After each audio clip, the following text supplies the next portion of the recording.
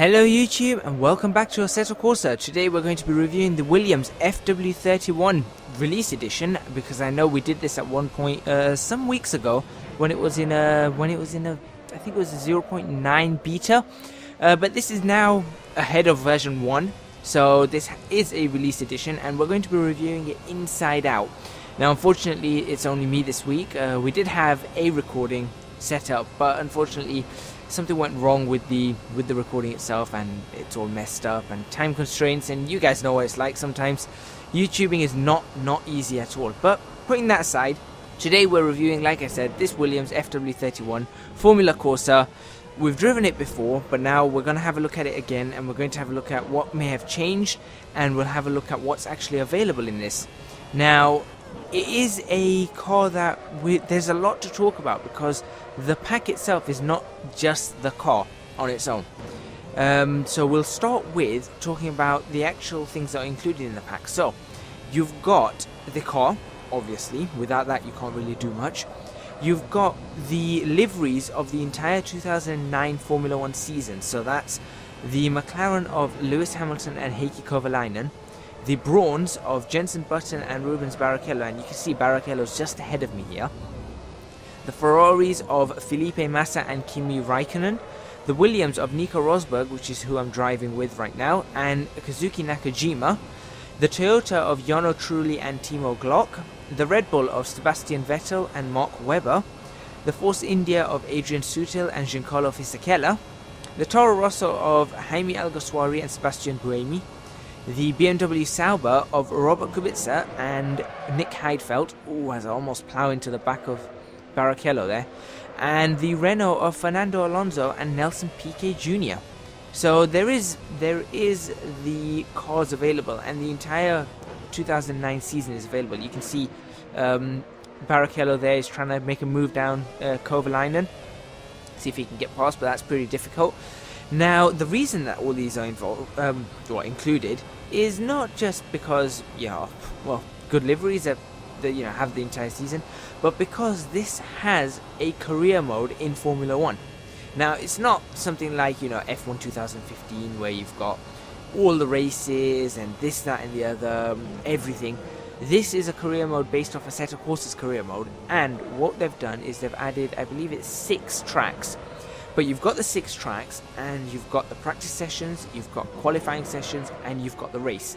Now the great thing about this is, by having all these practice, qualifying and race sessions, it allows you to get an experience of Formula 1, which is something that even the Formula 1 games don't tend to do amazingly. They're fairly good at it. In fact, I think Formula 1 2015 seems to be very good at it. However, they aren't that good in terms of physics and things like that, and that's where Assetto Corsa excels, and having a car like this in Assetto Corsa is just absolutely great. So really happy about that. The other thing that's included is the 2009 HUD. So you can see that in the bottom left hand corner, I've got the HUD from 2009. Now this is something that's quite familiar to me. And you can see it's got a rev counter on it, it's got what gear you're in, it's got the speed. Now obviously the speed isn't digital in that sense, it's more of an analog kind of style. It doesn't have a number displayed, but it also gives you how much throttle you're applying, how much brake you're applying, as I overtook both cars in that one section, which I felt was quite nice. I like that. But you've got that, and it just gives it a more authentic feel. It really does give it a more authentic feel. So I'm glad that they've got that. So you've got the career mode, you've got the liveries, you've got the car. Now the car, you've got 2 versions. You've got a KERS version and a non-KERS version. Now the reason we've got that is because some of the cars in 2009 didn't have KERS and some did have KERS.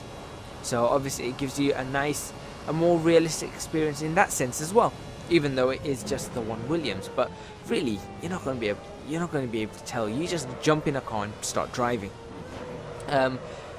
We'll talk about the specs of the car now instead, and then we'll go back into what the mod gives and talk about that in a bit more detail. So obviously Williams FW31, AT&T sponsored, I believe, and AT&T? Yeah, it was AT&T sponsored. That explains the colours. 770 bhp at a whopping 17,000 rpm. The limit on this car was at 18,000 rpm. It's a Toyota engine.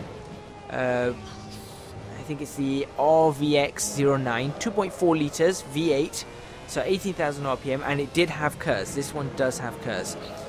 Naturally aspirated, as it was. This era was a naturally aspirated era, and it's like most Formula 1 cars, in fact like all Formula 1 cars, it's literally right behind the driver. You're sitting on the gearbox pretty much. So you've got that. The torque was 320 Newton meters at 16,000 rpm, so it's not as torquey as the cars of today.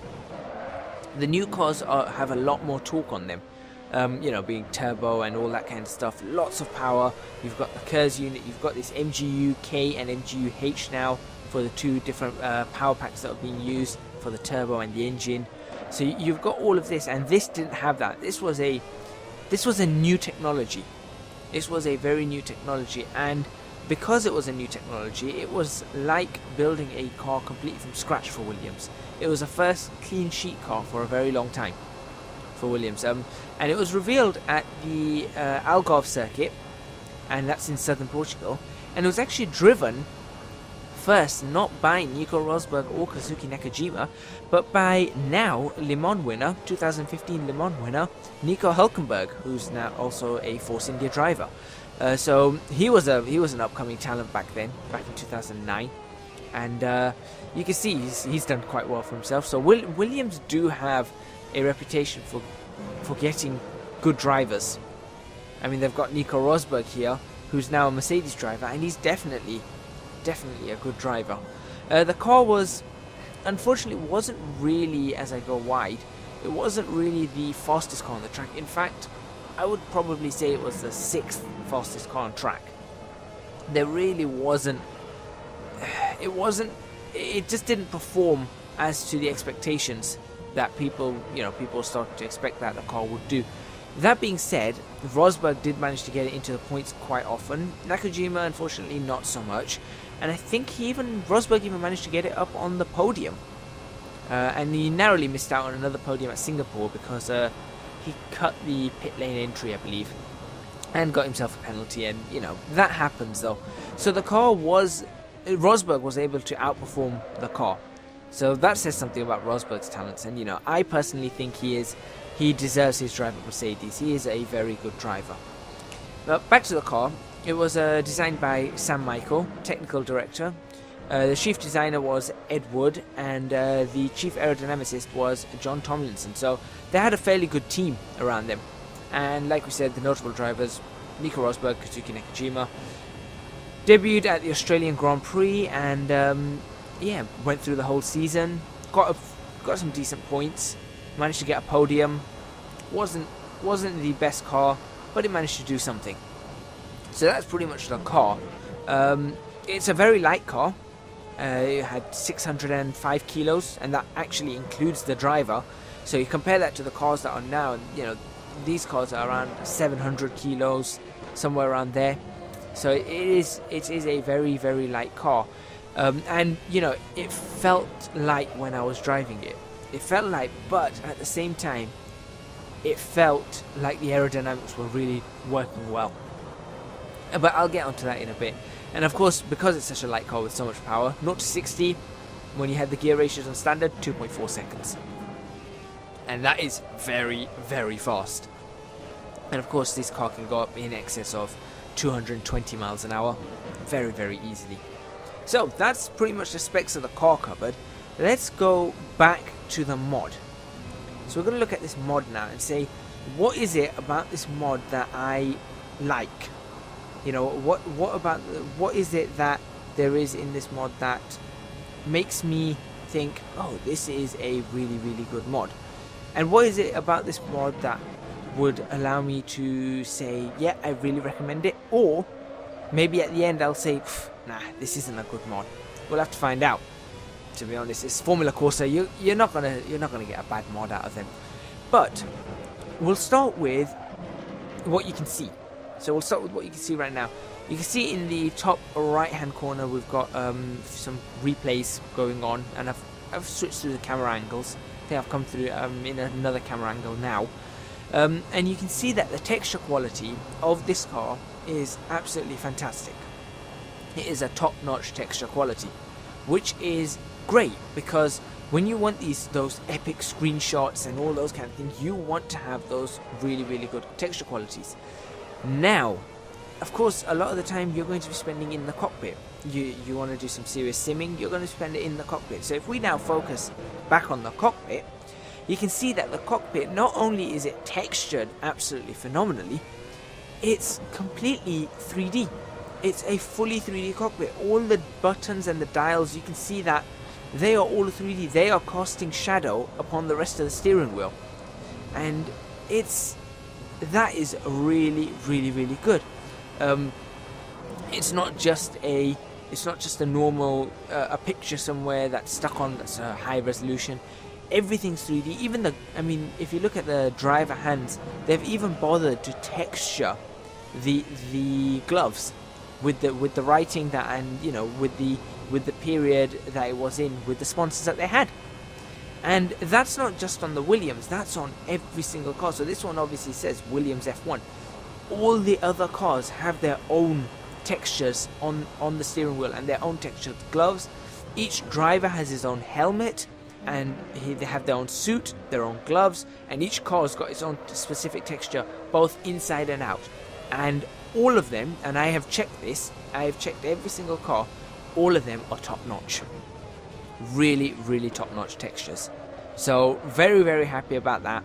And a lot of times we talk about visuals and we say, oh, this visual needs to be there, that visual needs to be there, and here the visuals are all there. So that's one box checked. We'll talk about modeling. It's a very high quality model, as we touched upon that with the steering wheel. But if you look at the rest of the car, it's very smooth. There's no there's no jagged edges where there's not supposed to be.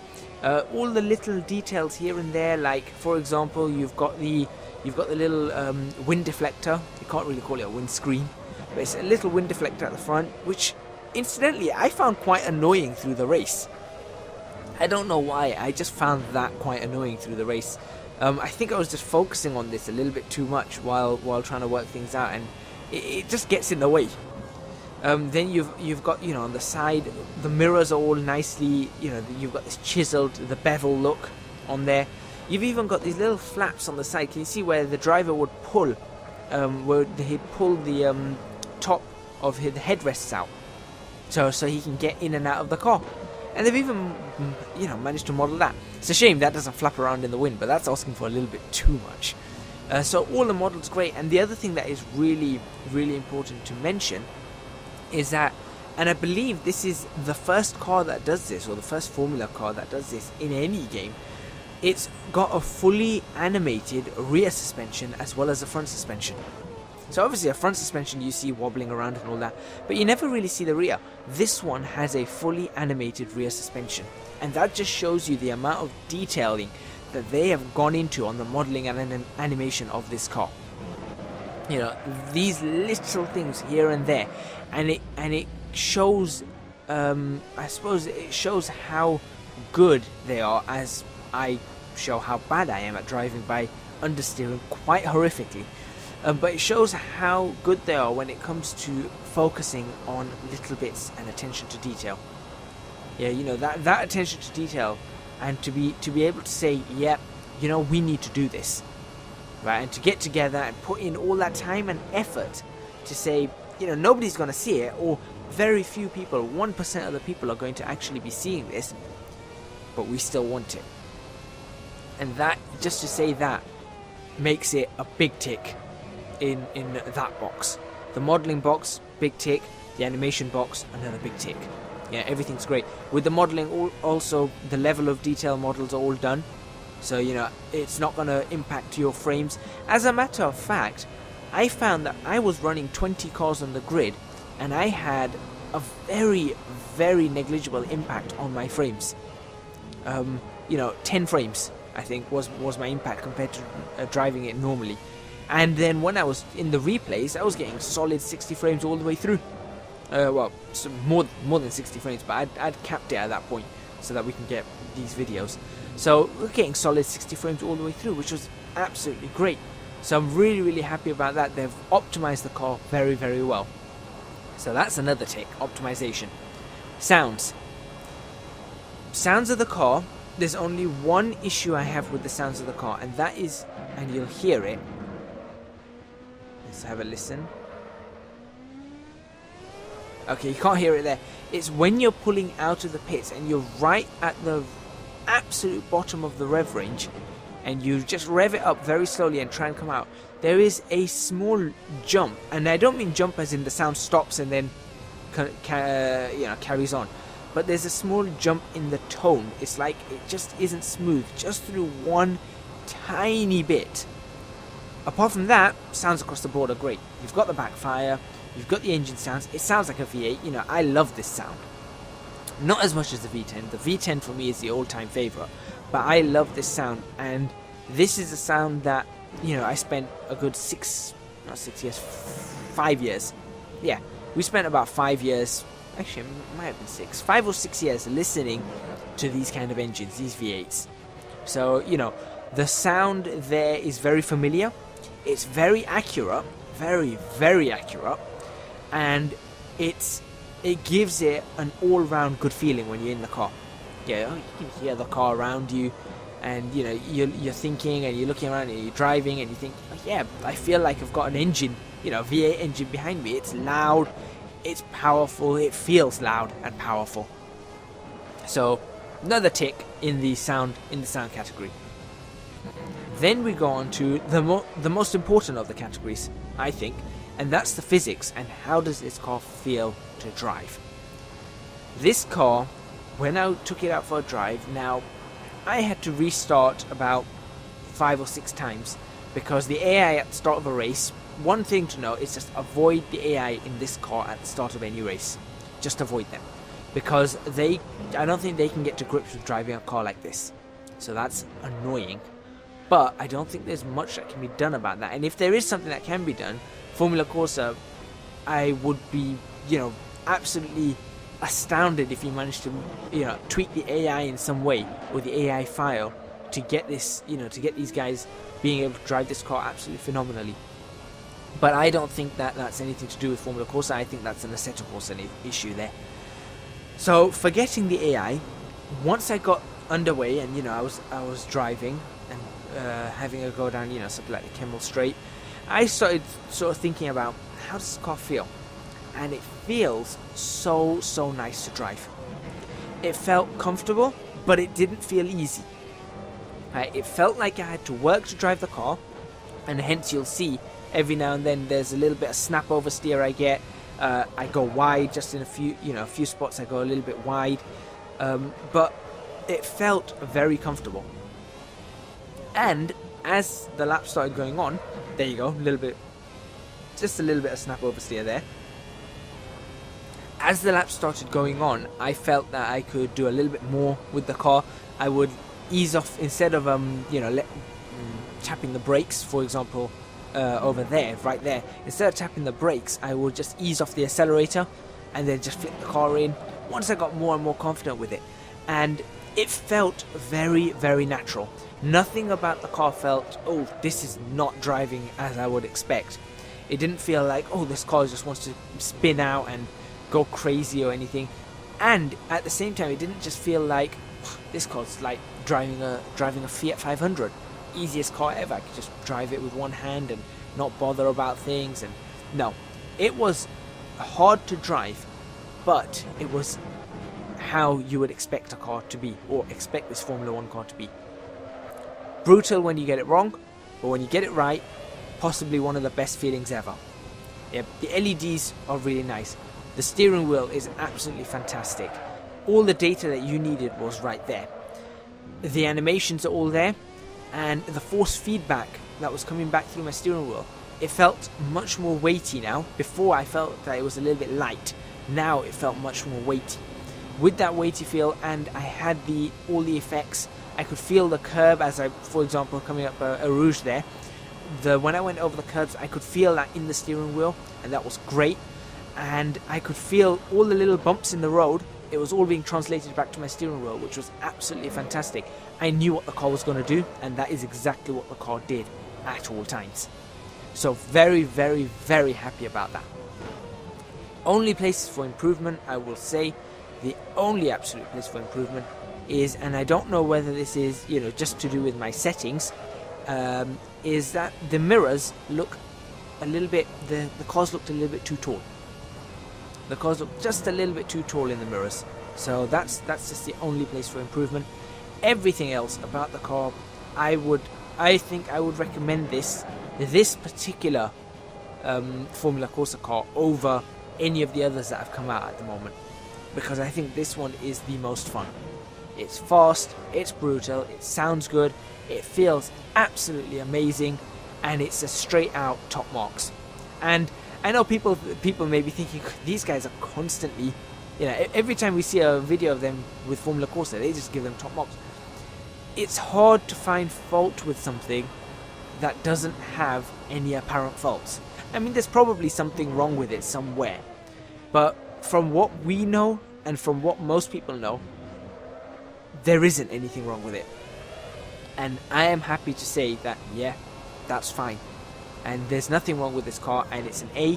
And we are going to put a link to the download in the description box below. And we're also going to put a link to the developer tools, which allows you to create your own PSDs, your own skins, and all of that kind of stuff.